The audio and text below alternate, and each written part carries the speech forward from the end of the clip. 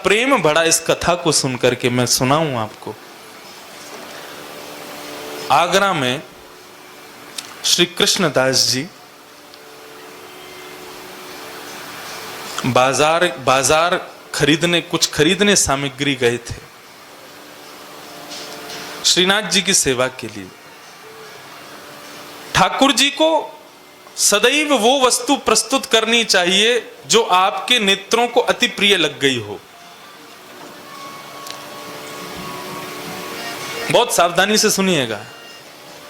किसी वस्तु को देख करके आपको बहुत अच्छा लगा कि ये तो बड़ी अच्छी वस्तु है, तो आज क्या स्थिति है कि हमें कोई चीज अच्छी लगती है तो हम लोग सोचते हैं घर का वो कोने में इसको सजाएंगे, अच्छी लगेगी, घर में रखेंगे तो अच्छा लगेगा। अरे हमारा पड़ोसी है ना, उसको दिखाएंगे तो चिढ़ जाएगा, अच्छा लगेगा। आजकल आदमी अपने दुख से कम दुखी है, दूसरे के सुख से ज्यादा दुखी है। वो क्यों सुखी बैठा है इतना, उसको चिढ़ाने के लिए करते हैं काम। मेरा कहने का अभिप्राय यह है कि आपके कानों को कोई स्वर अच्छा लगे, नेत्रों को कोई दर्शन अच्छा लगे, जिह्वा को कोई रस अच्छा लग जाए, त्वचा को कोई स्पर्श अच्छा लग जाए, वो सब कुछ अपने घर के ठाकुर जी को अर्पित कीजिएगा। उसके बाद स्वयं सेवन कीजिएगा, वो प्रसाद बन जाएगा।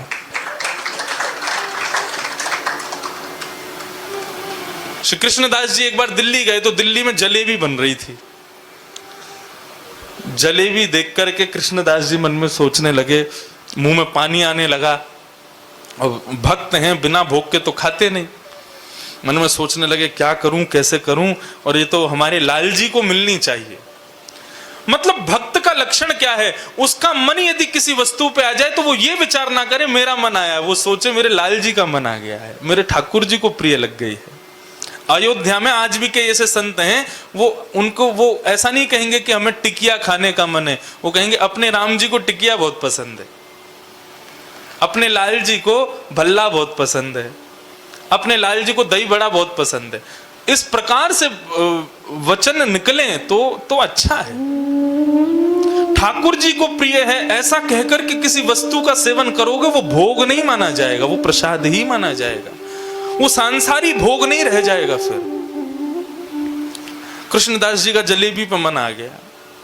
सोचने लगे लाल जी को कैसे पवाऊं, अब यहां तो सब लोग ढकेल पे खड़े होके खा रहे हैं, इसको ले जाके मैं भोग भी नहीं लगा सकता। एक बात बताएं, थोड़ी अटपटी है ये भी। हम लोग जो मिठाई की दुकानों से मिठाइयां खरीद करके ठाकुर जी के भोग में अर्पित करते हैं, वो भी पूर्ण रूपेण शुद्ध नहीं होती।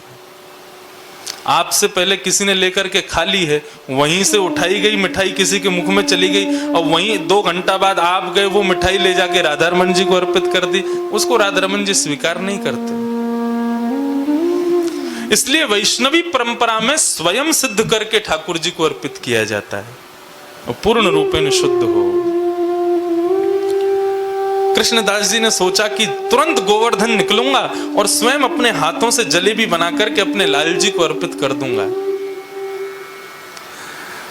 शाम का समय होते होते गोवर्धन पहुंचे, सारी सामग्री खरीद करके ले गए कि जलेबी बनाने के लिए जो जो सामग्री चाहिए सब कल सवेरे बना के राजभोग में ठाकुर जी को दूंगा। लेकिन कृष्णदास जी के मन का भाव, शाम को शयन के दर्शन के लिए जैसे ही गिरिराज पर्वत पर ऊपर गए हैं, गिरिराज जी का दर्शन करने लगे, मन में चिंतन चल रहा है कल जलेबी बनानी है, जलेबी का भोग लगाना है, कल जलेबी उत्सव करना है ठाकुर जी का।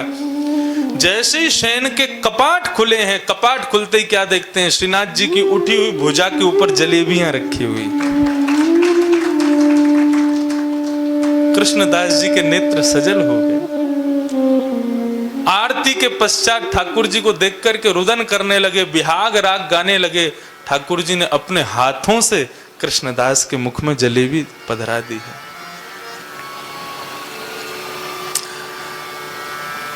इसको रस नहीं, इसको रास कहते हैं। अपने भक्त की हम ठाकुर जी की इच्छाएं पूरी करते रहें, या हमारे हृदय की इच्छा हमारी ना रह जाए, वो फिर ठाकुर जी की ही इच्छा हो जाए। ये भक्ति की एक पराकाष्ठा है। तो श्री कृष्णदास जी एक बार आगरा गए, तो आगरा में बाजारी कर रहे थे, तभी उनको सुंदर स्वर सुनाई देने लगा। और उस सुंदर स्वर को सुनकर के कृष्णदास जी का मन विचलित होने लगा। बोले कौन गा रहा है? उस स्वर के पीछे खोजते खोजते खोजते गली में गए, गली से दूसरी गली, दूसरी से तीसरी गली। तभी वे देखते हैं कि एक जगह बड़ी भीड़ लगी है। अंदर प्रवेश करके गए तो चारों तरफ मनचले व्यक्ति खड़े थे और बीच में घुंघरू अपने पैरों में बांध करके एक वैश्या नृत्य करके गा रही थी। उसके स्वर पर तो कृष्णदास जी एक बार को मोहित हो ही गए थे, लेकिन जब उसका स्वरूप देखा, कृष्णदास जी के मन में भाव आया, अरे इतना सुंदर स्वरूप, इतना सुंदर कंठ, इतना सुंदर नृत्य, ये तो मेरे लाल जी को प्रस्तुत होनी चाहिए, ये तो मेरे ठाकुर जी के सामने प्रस्तुत होनी चाहिए। माफ कीजिएगा, किसी के सुंदर रूप को देख करके यदि आप कहते हो कितना सुंदर है, तो वहां पर भी आप एक प्रकार से गलत माने जाओगे। राम राम, इसकी तो दृष्टि खराब है। लेकिन यदि किसी के सौंदर्य पर मोहित हो जाओ और उस पर भी यह भाव रखो कि ये तो हमारे ठाकुर जी को प्रस्तुत होनी चाहिए, तो वह भी एक भक्ति का रूप धारण कर लेगी। कृष्णदास जी ने उस वैश्या के जब नृत्य पूरा हुआ तब उसके पास गए और गुमान में खड़ी है, पूरा नगर उसको देखने के लिए लालायित रहता है। कृष्णदास जी जैसे तैसे उसके पास पहुंचे और जाकर के कहा, देवी हमारे सेठ जी के सामने नृत्य करोगी? वो ध्यान ही नहीं दे रही थी कृष्णदास जी पे। बोले कहां है तुम्हारे सेठ जी? बोले गोवर्धन में। गोवर्धन तो बहुत दूर है यहां से। अरे जो लगेगा हम दे देंगे। वैश्या ने कहा 50 रुपया लगेगा। उस समय के बहुत होते थे। कृष्णदास जी ने 100 रुपया तो तभी दे दिया। बोले 100 रुपया तुम पहले रख लो और फिर जब हमारे सेठ जी के सामने नाच लोगी, वो प्रसन्न हो जाएंगे, तो उसके बाद जो उनकी इच्छा होगी वो दे देंगे तुमको। वो 100 रुपया देख करके बोले ये तो केवल ऐसे ही तुम्हारे एडवांस समझ लो, रख लो अपने पास। वैश्या तो मोहित हो गई। बोले यहां तो मुझे लगता है इतना धन मिलेगा कि मुझे फिर किसी से मांगने की जरूरत नहीं। जब सेठ जी का सेवक इतना उदार है तो सेठ जी कितने उदार होंगे। कब चलना है? बोले कि कल सवेरे प्रातः काल ब्रह्म बेला में चलेंगे और शयन के हमारे सेठ जी सोएंगे, शयन के समय तक हम पहुंच जाएंगे, तब तुम नृत्य करके दिखाना। ठीक है। प्रातः काल बैलगाड़ी लेकर के कृष्णदास जी पहुंच गए और वैश्या को साथ बैठा करके ले जा रहे हैं और मनी मन कृष्णदास जी ठाकुर जी का चिंतन करते जा रहे हैं। लाल जी आज आप प्रसन्न हो जाओगे, आपकी सेवा के लिए एक अद्भुत कंठ आ रहा है, एक अद्भुत स्वरूप आ रहा है, एक अद्भुत नृत्य आ रहा है, सब ठाकुर जी को अर्पित। शाम का समय पहुंचे, वैश्या तैयार होकर के मंदिर में पहुंची।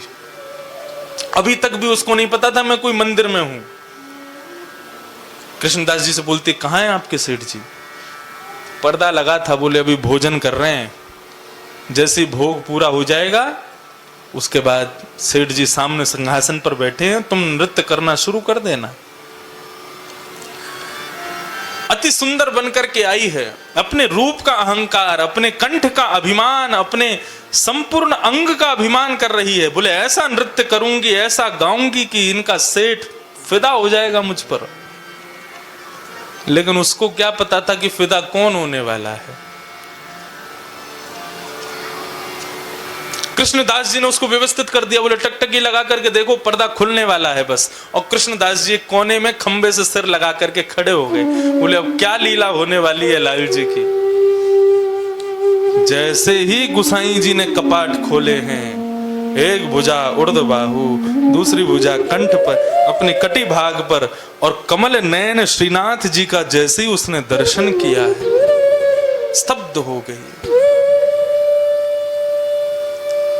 मुखमंडल को देख करके उसके संपूर्ण शरीर के रोए मानो नृत्य करने लगे। कृष्णदास जी इशारा करने लगे कुछ गाओ, तो कंठ भर आया। जितने स्वर राग रागनियों को जानती थी सब विस्मृत हो गए। कृष्णदास जी कहने लगे नृत्य करो तो धरती कहीं है, पैर जाता कहीं है, मन की दशा कछु और ही भई रे। तब अंत में वो समझ गई कि मैं कुछ नहीं कर पाऊंगी,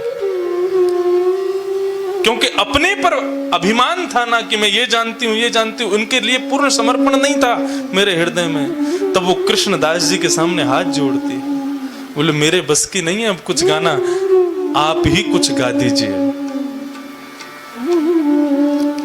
तब कृष्णदास जी के उस भाव को गाया गया। आहा, गिरधर छवि पे क्यों मेरो मन, गिरधर छवि पे क्यों मेरो मन, गिरधर छवि पे क्यों मेरो मन, गिरधर छवि पे ओ मेरो मन, गिरधर छवि पे क्यों मेरो मन, गिरधर छवि पे क्यों मेरो मन, गिरधर छवि पे क्यों मेरो मन, गिरधर छवि पे क्यों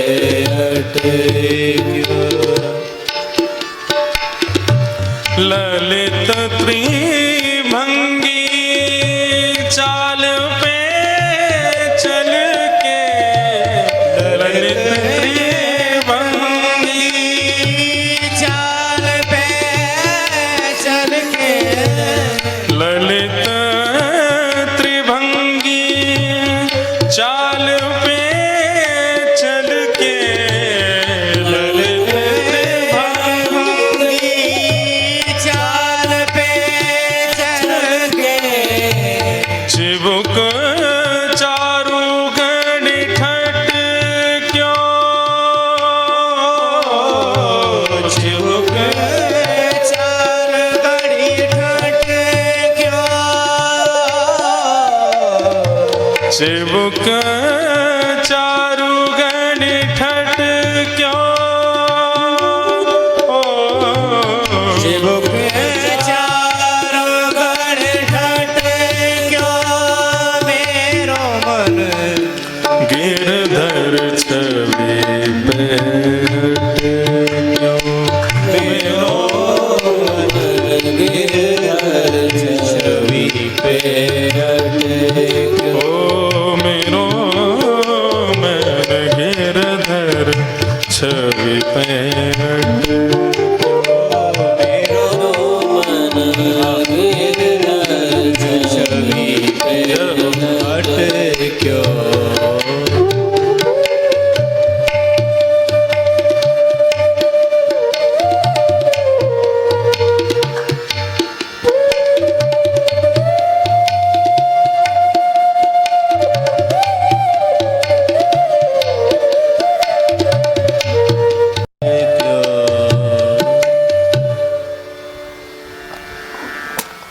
उस वैश्या ने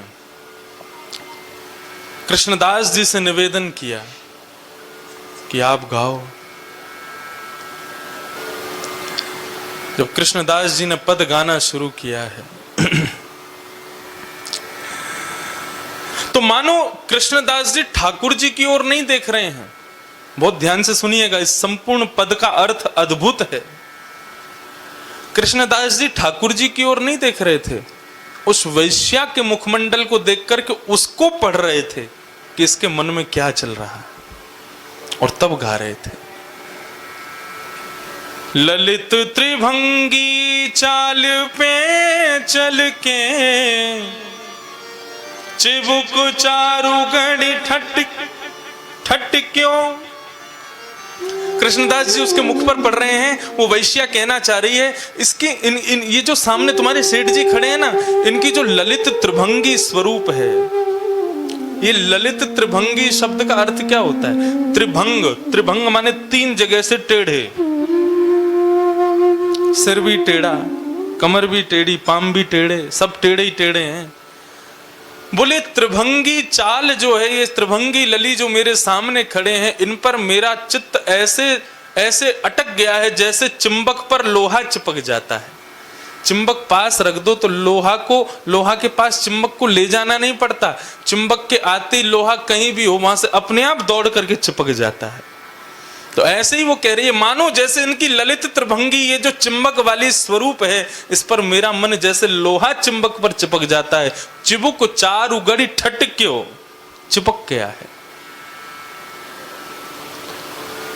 सजल श्याम घन वरण लीन है, फिर चित अनत न भटक्यो।